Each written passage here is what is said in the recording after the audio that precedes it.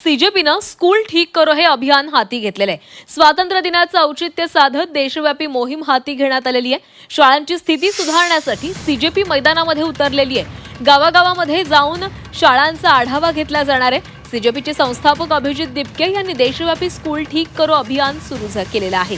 ग्रामीण भागातील सरकारी शाळांची दयनीय अवस्था सुधारणं आणि विद्यार्थ्यांना शहरांसारख्या मूलभूत सुविधा मिळवून देणं हा या अभियानाचा मुख्य उद्देश आहे। सीजेपीचे सदस्य गावागावामध्ये जाऊन शाळांची पाहणी करणार आहेत। तसंच शाळांमधील स्थिती सुधारण्याबाबत ही विनंती केली जाणार आहे। दरम्यान अभिजित दिपके स्वतः हिंगोलीतील त्यांच्या गावातील शाळेमध्ये जाणार आहेत।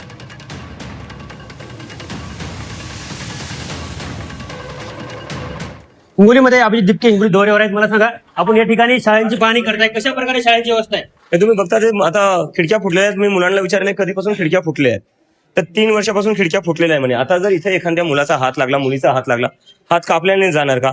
एवढं बेसिक गोष्टींचं लक्ष देण्यात येत नाही। 99 मुलं आहेत या शाळेत आणि बेंचेस बघा किती आहेत, मोजके 4-5 बेंचेस आहे आणि हे बेंचेस काल लावण्यात आलेले। मी आधीच फोटो मागून ठेवले होते, तेव्हा या शाळेत बेंचेस नव्हते। हिंगोली जिल्ह्यामध्ये 300 पेक्षा अधिक शाळा अशा अवस्थेत आहेत।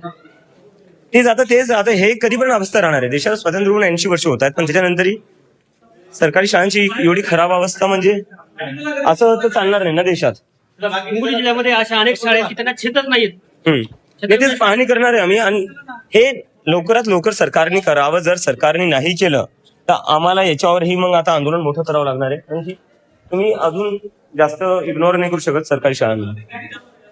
सध्या आपण ही मोहीम सुरू केलेली आहे, शाळा दुरुस्ती करो बटन बघताय या ठिकाणी अभिजित दिपके स्वतः शाळांमध्ये सध्या पाहणी करताना पाहायला मिळत आहेत। हिंगोली जिल्ह्यामध्ये जवळपास 876 शाळांपैकी 300हून अधिक शाळा अशाच प्रकारे ज्या छताविना शाळा असल्याची माहिती जी 24 तास बातमी लावली होती आणि त्यानंतर जे आता अभिजित दिपके सध्या बघताय की संपूर्ण हिंगोली जिल्ह्यामध्ये त्यांनी शाळा दुरुस्ती करो असं अभियान या ठिकाणी सुरू केलेलं आहे।